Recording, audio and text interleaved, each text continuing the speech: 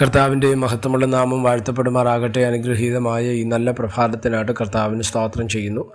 ഈ പ്രഭാത സന്ദേശം കേൾക്കുന്ന എല്ലാ പ്രിയപ്പെട്ടവർക്കും വീണ്ടും വരുന്നവനായ ക്രിസ്തയേശുവിൻ്റെ ധന്യമുള്ള നാമത്തിൽ എൻ്റെ പ്രഭാത വന്ദനങ്ങളെ ഈ നിമിഷം അർപ്പിക്കുകയാണ്. പ്രാർത്ഥനയോടും ദൈവാശ്രയത്തോടും കൂടെ ഈ സന്ദേശത്തിലേക്ക് നിങ്ങളുടെ ശ്രദ്ധയെ തിരിക്കുന്നു. മർക്കോസ് എഴുതിയ സുവിശേഷം 6-ാം അധ്യായം അതിൻ്റെ 39-40 വാക്യങ്ങൾ. പിന്നെ അവൻ അവരോട് എല്ലാവരെയും പച്ചപ്പുല്ലിൽ പന്തി പന്തിയായി ഇരുത്തുവാൻ കൽപ്പിച്ചു. അവർ 100ഉം 50ഉം വീതം നിരനിരയായി ഇരുന്നു. ഈ വാക്യങ്ങൾക്കായിട്ട് ദൈവത്തിന് സ്തോത്രം ചെയ്യുകയാണ്. യേശു കർത്താവിൻ്റെ പരസ്യ ശുശ്രൂഷയുടെ കാലയളവുകൾക്കകത്ത് ചെയ്ത അനുഗ്രഹീതമായ ഒരു അത്ഭുതമാണ് 5 അപ്പത്തെയും 2 മീനിനെയും വാഴ്ത്തി നുറുക്കി കൊടുത്ത അനുഭവം. നമ്മൾ മിക്കപ്പോഴും പറയുകയും അത്ഭുതങ്ങളെക്കുറിച്ച് നമ്മൾ പറയുമ്പോൾ ഏറ്റവും ശ്രദ്ധേയമായി പറയപ്പെടുന്ന ഒരു ഭാഗമാണ് ഈ ഭാഗം, അല്ലേ? എന്നാൽ മർക്കോസ് സുവിശേഷത്തിൽ മാത്രമാണ് ഇങ്ങനെ ഒരു വാക്ക് നമുക്ക് മനസ്സിലാക്കുവാൻ തക്കവണ്ണം കഴിയുന്നത്. ഇവിടെ പറയുന്നു, ഈ 5 അപ്പത്തെയും 2 മീനിനെയും ഒരു ബാലൻ്റെ കയ്യിലിരിക്കുന്നത് യേശു കർത്താവ് ശിഷ്യന്മാരും മനസ്സിലാക്കി.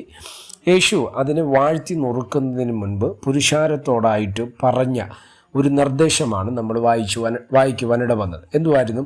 അവൻ അവരോട് പറഞ്ഞത് എല്ലാവരെയും പച്ചപ്പുല്ലിൽ പന്തി പന്തിയായി ഇരുത്തുവാൻ കൽപ്പിച്ചു. അവർ 100ഉം 50ഉം വീതം നിരനിരയായി ഇരുന്നു. 2 കാര്യങ്ങൾ അവിടെ ചിന്തിക്കുക. ഒന്ന്, പച്ചപ്പുല്ല് ഇരുത്താൻ പറയുന്നുണ്ട്. 2, പന്തി പന്തിയായിട്ട് ഇരുത്താൻ പറയുന്നു. അപ്പം അങ്ങനെ അവർ ഇരുന്നു. അപ്പം ഒരു ദൈവപ്രവർത്തിക്കായിട്ട്, അല്ലെങ്കിൽ 5 അപ്പത്തെ 2 മീനിനെ സ്വർഗത്തിലേക്ക് വാഴ്ത്തി നുറുക്കി നൽകുവാനായിട്ട് സ്തോത്രം തുടങ്ങുന്ന സമയത്താണ് യേശു കർത്താവ് ഇത് പറയുവാൻ തക്കവണ്ണം ഇടയായത്. എന്തുകൊണ്ടാണ് അങ്ങനെ പറഞ്ഞത് എന്നുള്ളതാണ് ഇന്ന് പ്രഭാതത്തിൽ നിങ്ങളുമായിട്ട് ചില നിമിഷങ്ങൾ ചിന്തിക്കുവാനായിട്ട് താല്പര്യപ്പെടുന്നത്. ഒരു ദൈവപ്രവൃത്തി നടക്കണമെങ്കിൽ നമ്മുടെ ജീവിതത്തിൽ ഒരു ക്രമീകരണം വേണം എന്നുള്ളതിൻ്റെ ഒരു അടയാളമാണ്, ഒരു ബേസിക്കായിട്ട് നമ്മൾ മനസ്സിലാക്കിയിരിക്കേണ്ട ഒരു അറിവാണ് ഈ ഭാഗത്തിലൂടെ നമുക്ക് മനസ്സിലാക്കേണ്ടത്. 5 അപ്പവും 2 മീനും യേശുവിൻ്റെ കയ്യിലേക്ക് വന്ന് യേശു അതിന് വാഴ്ത്തി നുറുക്കി കൊടുക്കാം. ഇങ്ങനെ പന്തി പന്തിയായിട്ടിരിക്കാനോ പച്ചപ്പുരി ഇരിക്കാനോ പറയേണ്ട ഒരാവശ്യവും ഇല്ല. നമ്മൾ ചിന്തിച്ച ഒരു കോമൺ സെൻസായിട്ട് നമുക്ക് മനസ്സിലാക്കിയാൽ അത് നമുക്ക് തിരിച്ചറിയുവാൻ കഴിയും. എന്തുകൊണ്ടാണ് യേശു അങ്ങനെ പറഞ്ഞത്? അതൊരു നിർദ്ദേശമാണ്. യേശു പുരുഷാരത്തോടാകട്ടെ, ഇല്ലെങ്കിൽ വരും തലമുറയ്ക്ക് യേശു കൈമാറിയ ഒരു ഉപദേശമാണിത്. ഒരു ദൈവപ്രവൃത്തി നമ്മുടെ ജീവിതത്തിൽ നടക്കണമെങ്കിൽ അത് വ്യക്തിപരമാകാം, ഒരു പൊതുവായ മേഖലയില, ഒരു സഭാപരമായിട്ടോ വ്യക്തിപരമായിട്ടോ കുടുംബപരമായിട്ടോ ഒക്കെ ആകാം. ഒരു ദൈവപ്രവൃത്തിക്കായി കാത്തിരിക്കുന്നവരുണ്ടോ? നമ്മൾ നിശ്ചയമായിട്ട് അതിനുവേണ്ടി ഒരു പ്രിപ്പറേഷൻ, അതിനുവേണ്ടി ഒരു ഒരുക്കം നമ്മൾ നടത്തിയേ പറ്റത്തുള്ളൂ. അതാണ് ദൈവം നമ്മളെക്കുറിച്ച് ആഗ്രഹിക്കുന്നത്. അവിടെ അവരെ പന്തി പന്തിയായി ഇരുത്താൻ പറയുമ്പോൾ അതിനകത്തൊരു ക്രമീകരണം കർത്താവ് ആഗ്രഹിക്കുന്നുണ്ട്. കേട്ടോ, എന്നെ ശ്രദ്ധിക്കുന്ന പ്രിയമുള്ളവരെ, എങ്ങനെയും ഒരു ദൈവപ്രവൃത്തി നമ്മുടെ ജീവിതത്തിൽ പെട്ടെന്ന് വെളിപ്പെട്ട് വരത്തില്ല. അതിനകത്ത് ദൈവിക ക്രമീകരണങ്ങളുണ്ട്. ദൈവം നമ്മളെക്കുറിച്ച് ആഗ്രഹിക്കുന്ന ഒരു തലമുണ്ട്. ആ ക്രമീകരണത്തിന് നമ്മൾ ഏൽപ്പിച്ചാൽ മാത്രമേ ദൈവത്തിൻ്റെ ക്രിയ നമ്മുടെ ജീവിതത്തിനകത്ത് വെളിപ്പെട്ട് വരികയുള്ളൂ. പരിശുദ്ധാത്മാവിനെ പ്രാപിക്കാൻ വേണ്ടി യേശു കർത്താവ് ശിഷ്യന്മാരോട് പറഞ്ഞപ്പോൾ പറഞ്ഞൊരു വാചകമുണ്ട്: നിങ്ങൾ നഗരം വിട്ട് വാങ്ങിപ്പോകാതെ ഈ നഗരത്തിൽ തന്നെ കാത്തിരിപ്പീൻ.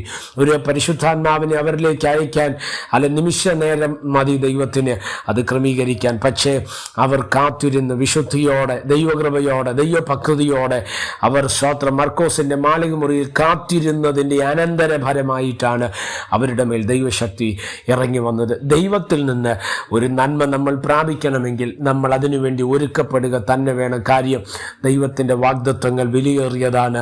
അതുകൊണ്ടാണ് തിരുവചനത്തിൽ പറയുമ്പോൾ മനസ്സിലാക്കുന്ന ഇങ്ങനെയാണ്: വിലയേറിയ വാഗ്ദത്വങ്ങൾ നമുക്കുള്ളത് കൊണ്ട് ജഡത്തിലെ ആത്മാവിലെ സകല കന്മഷവും നീക്കി നമ്മെ തന്നെ വെടിപ്പാക്കാൻ പറയുന്ന വചനമില്ലേ? അങ്ങനെയാണെങ്കിൽ എന്നെ ശ്രദ്ധിക്കുന്ന പ്രിയമുള്ളവരെ, ദൈവം നമ്മുടെ ശക്തി അനുഗ്രഹിപ്പാൻ ശക്തനാണ്. ദൈവം നമ്മളെ വിടുവിപ്പാൻ ശക്തനാണ്. ദൈവം നമ്മെ സഹായിപ്പാൻ ശക്തനാണ്. ദൈവം നമ്മെ അനുഗ്രഹിപ്പാൻ ശക്തനാണ്.